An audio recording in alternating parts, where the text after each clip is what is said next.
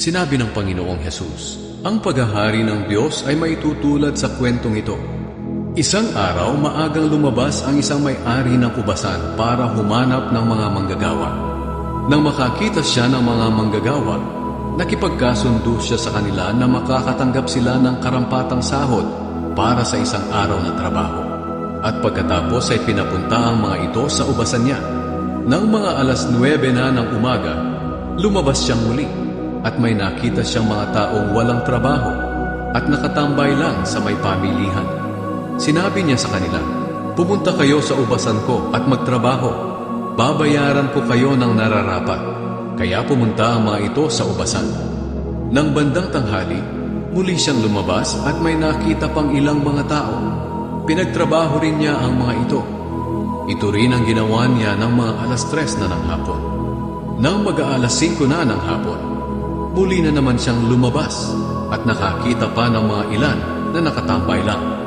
Sinabi niya sa kanila, "Bakit maghapon kayong nakatayo riyan at walang ginagawa?"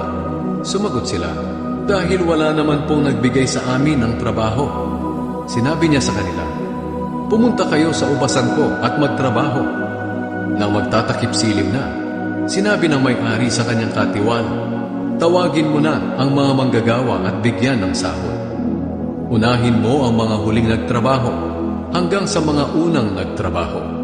Dumating ang mga nagsimula ng 5:00 ng hapon at tumanggap sila ng sahod para sa isang araw na trabaho.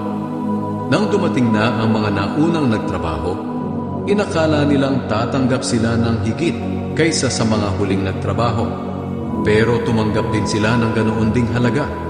Pagkatanggap nila ng sahod, nagreklamo sila sa may-ari ng ubasan. Sinabi nila, "Ang mga huling dumating ay 1 oras lang nagtrabaho, samantalang kami ay nagtrabaho ng buong araw at nagtiis ng init. Pero pareho lang ang sahod namin." Sinagot ng may-ari ang isa sa kanila, "Kaibigan, hindi kita dinadaya. Hindi ba't nagkasundo tayo na bibigyan kita ng sahod para sa isang araw na trabaho? Kaya tanggapin mo na ang sahod mo at umuwi ka na. Desisyon ko na bigyan ng parehong sahod ang mga huling nagtrabaho. Hindi ba't may karapatan akong gawin ang gusto ko sa pera ko? O naiinggit lang kayo dahil mabuti ako sa kanila?" Pagkatapos, sinabi ni Jesus, "Ganyan din ang mangyayari sa huling araw. May mga hamak ngayon na magiging dakila at may mga dakila ngayon na magiging hamak."